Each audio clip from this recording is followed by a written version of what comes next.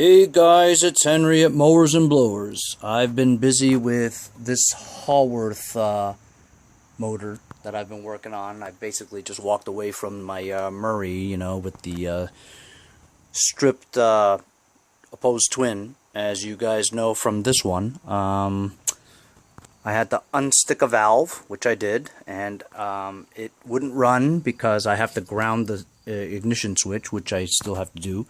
But just preliminarily trying it, it did run for about 5 or 10 seconds. But then fuel was just shooting out like crazy, as you guys saw from my last video, right? This Nicky carb over here, I wasn't even 100% sure it was, working great. But I tore it apart and put it together, and it just shoots so much fuel that it wouldn't turn over because it seemed like it was always getting flooded, you know what I mean? So I thought maybe that the valve was stuck again, the intake valve, and so I took this panel off again and looked at it and rotated the flywheel, and it's not stuck. It's fine, so there's no reason why this shouldn't start unless this linkage is a little hinky, you know what I mean? Which it could be, the linkage could be retarded. But I was concerned as to why so much fuel was shooting out, so much, a lot. So then I thought, maybe, damn it, I didn't really check, so I took the drain bowl nut out, right? And I shined a light in there, right? Did you know that there's no fuel, there's no jet screw in there? It's empty. Can you believe that? That's why it was shooting out so much fuel. Because there's no jet in there, it was empty. So I took the other Nicky carb, I looked at it, I took that thing off, and sure enough, it had a jet in it. One that doesn't have. Can you believe that? So I cleaned out this jet, and I'm going to put it in there. Now it's going to have a jet. So maybe this thing will start now.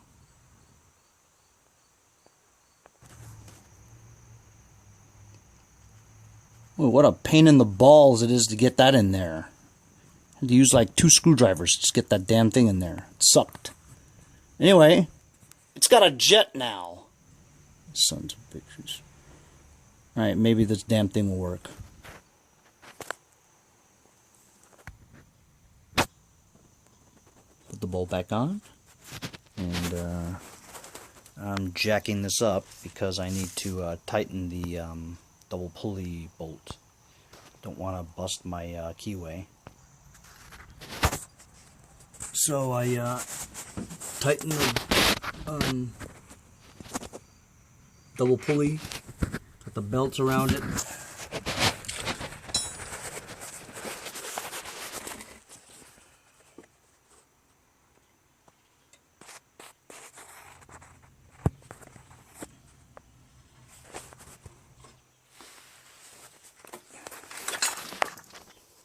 I gotta go back inside and figure out the panel. I don't know why it needs to be grounded, you know what I'm saying? So, it's the next morning, and today's the day. Got that ignition switch all figured out. We put the jet back into this Nicky carb for the opposed twin. I'm a little nervous, to be honest with you, Put so much work into putting this stripped engine that I found on the side of the street into here, Unstuck that valve. Got the Pete Lombardi Nicky carb on there. Figured out that it had no jet in it, which is why it wouldn't start or stay started because of the massive fuel flow. I really don't see any reason why this won't start now. So, without further ado, here I go.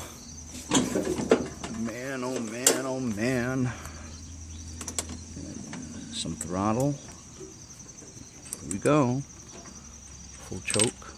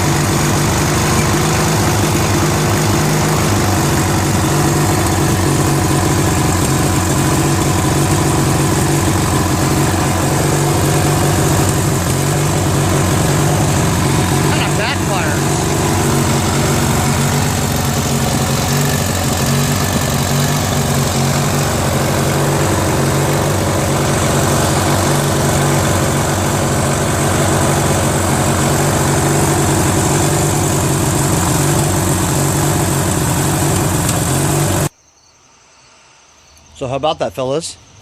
Started up, ran. Idle timing needs to be done a little bit. You know, this screw here, because every time I held this over here, it ran better, you know. So this was like surging a little bit, so this screw has to be adjusted a little bit more, but I didn't want to run it any longer without the tins on there because it'll overheat, you know. It's supposed to isolate the air that's going onto the engine, not out, you know. So I didn't want to run it any longer than it did. I just checked the oil. It is clear. However, it looks like it's over, you know. So I'm thinking that because that jet was missing on the carburetor, right, a lot of fuel was sitting over here, and some may have gotten into the crankcase, which compromises the viscosity of the oil. So unfortunately, I might have to drain the oil again, give it an oil change. And now that we have the, you know, carburetor kind of straightened out, you know, with that jet, it's not going to have, you know, fuel isn't going to continuously run because it has a fuel pump. So unless the engine's on sucking the fuel's not going to get in there. But nevertheless, it was an overflow of fuel during that time that I was trying it without that jet. So fuel was like everywhere. So I'm not surprised that there was some fuel that got into the oil. But other than that, man, other than the you know, there was a lot of oil that was, you know, caked onto that area, and then with the heat of the engine, it started to melt, you know. So that, well, I had to clean up that oil a little bit. I don't see any oil leaks, you know, yet. Maybe may look like, you know, it's very wet and stuff. That's because there was so much oil there and it's just heated up. At least I hope there's not any leaks, because it would really suck if I had to change that sump gasket, you know what I mean? But yeah, all right. Well, I'm pretty you know, pleased. But I'll put the tins on, give it an oil change, and adjust the carburetor, and see if this thing holds up, you know. But both pistons are working. I felt the you know, I did a slight touch on the exhaust pipe here, and it's very hot. And this is very hot. So, you know, both pistons are working. It's running on both cylinders. If it wasn't backfiring, it would be running really well, you know. So just straighten this out a little bit, and I'm pretty sure there's a lot of gas in the oil, you know. So that's what I'll do. I'll put the tins on first, though.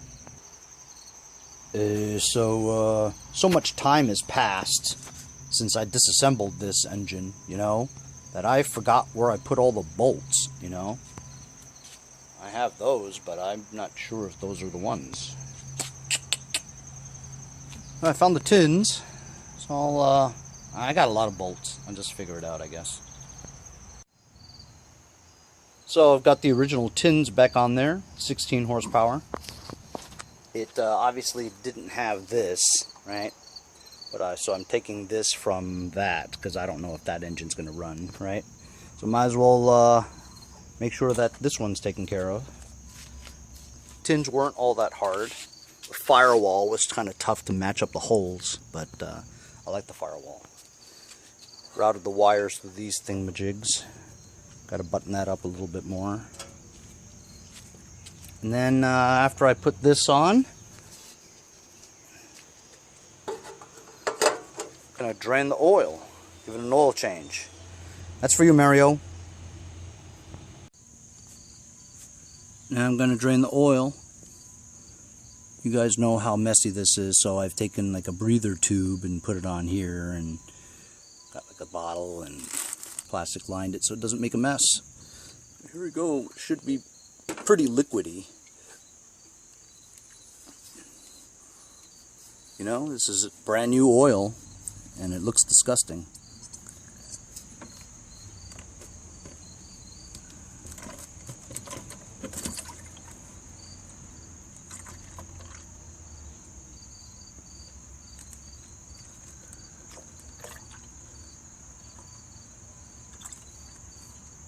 Yep. I mean, it's still pretty syrupy. You know, the viscosity seems okay, but you can tell it has gas in it. Not to mention the fact that I just changed this oil, you know, and it's like black. It's not good. I guess it's flushing out a lot of the stuff that was inside. This is good.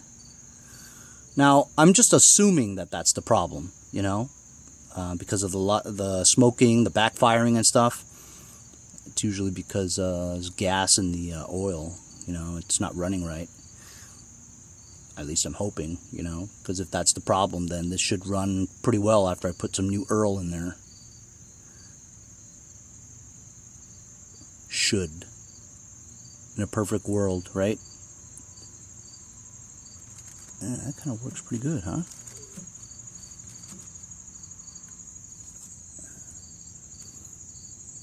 Uh-oh.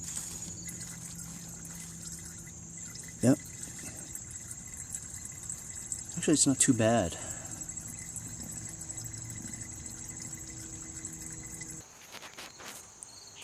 So there it is.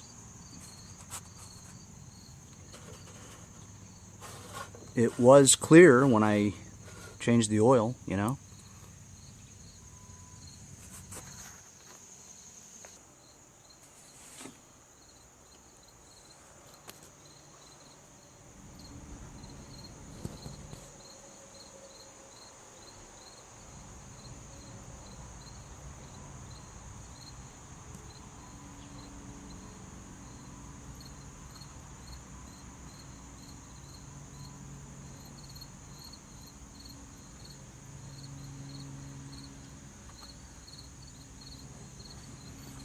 Check the levels.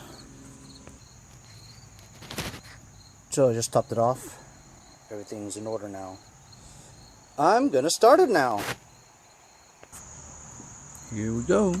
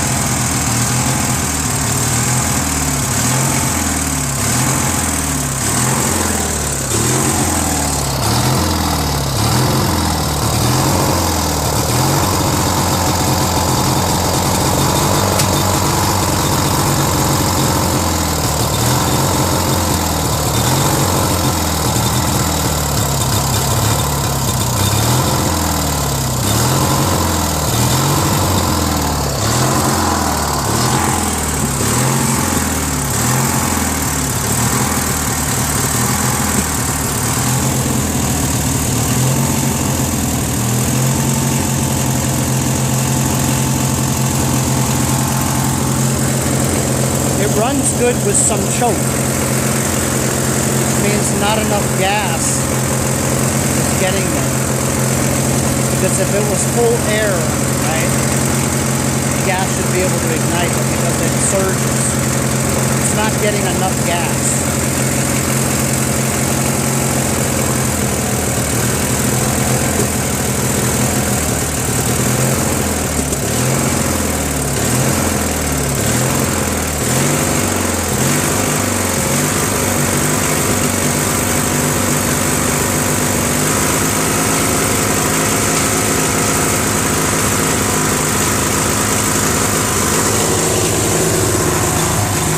Full throttle seems to sound pretty good.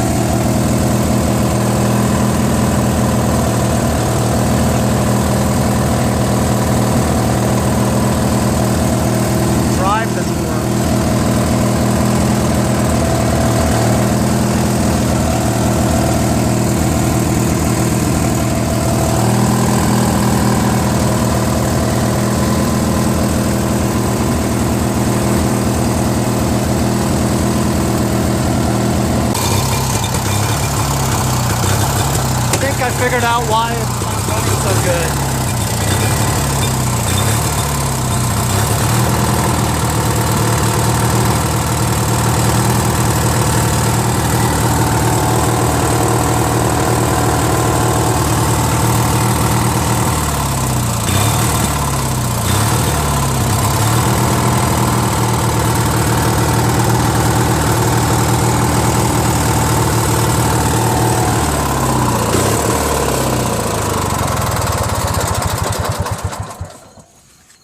Apparently it's missing the Welsh plug, I think. Whatever goes in there, it was missing. So that's why it's not running right. It's because this carburetor is not complete, you know what I mean? So I got to figure out what goes there, because I just blocked it with my finger and it runs much better.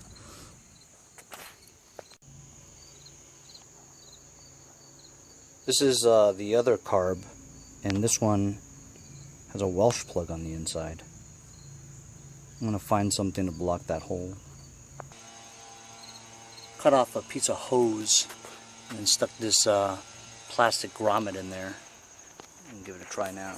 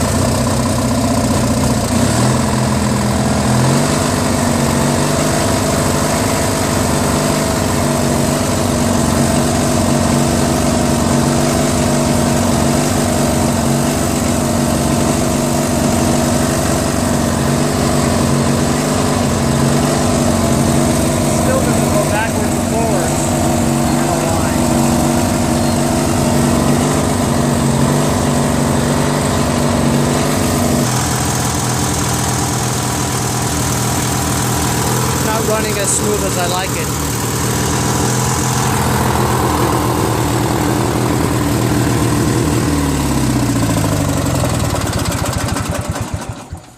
I don't think I bolted the bolts on there tight enough. Engine seems to be moving around. But, you know, no smoke, and it doesn't run as smooth as I'd like it, but I think I have carburetor problems, you know? That's probably why. But other than that, man, I don't see any leaks anywhere. I'm pretty stoked, actually, that this is going. I can't get the drive to go, which is strange. I'll have to look into that a little bit more. But, man, how about it, man?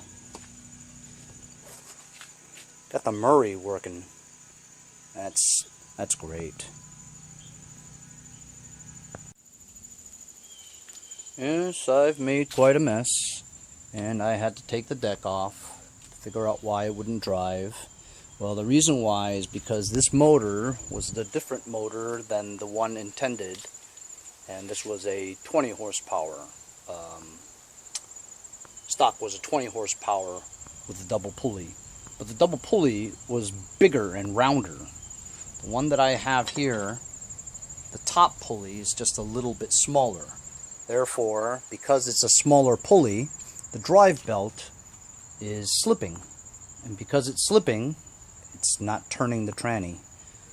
So I either have to get a smaller belt by maybe an inch or two, or I have to change one of the pulleys under there to be bigger, just to accommodate that belt so that it doesn't slip. So I'm going to go back in my backyard in my bag of parts and see if I can find a bigger pulley. So I just checked. The stock drive belt for this model tractor is 1/2 by 88.86 inches. So I'm thinking I need about 1.5 inches or 2 inches shorter to compensate for the smaller pulley, the double pulley up front that was made for this engine. I adapted the original pulley to fit on that engine because the original double pulley for this engine is too low in height. It has to be longer, otherwise it'll hit the steering bar. So I'm using the original one, and for some strange reason the belt just is too long and it won't drive the transmission. So since the stock one is 88.86, that's the one I took off, and I ordered a new one, which I ordered 86 inches, or I'm sorry, 87 inches, so that's 1.86 inches shorter. That should be good enough to drive the transmission. So it was only $8. It's very cheap for these belts, I'm telling you. If I order the wrong one, I'll order another one that's an inch shorter or an inch longer, whichever. So I'm going to wait for that belt and do another video on how to install a drive belt for this thing. But all in all, this is the engine that I got off the street, stripped it off a Craftsman on the side of the street, some trash find, and it didn't have a carburetor, didn't have that cover, valve was stuck, it was filled with water and gunk. Cleaned that all out, and it runs now. It doesn't run great as what an opposed twin should run like, but it runs. And so far so good. No oil leaks. And so I'm going to call this a success because you turn on the engine, it runs, I just need to get it to move, I just needed to get it to drive, and then I could put the hood back on and check out the lights and stuff. But so far so good. See you guys next time on Mowers and Blowers. I'm pretty excited to get this engine going. It's been a long time. Still has some work to do, but stay tuned for the next episode.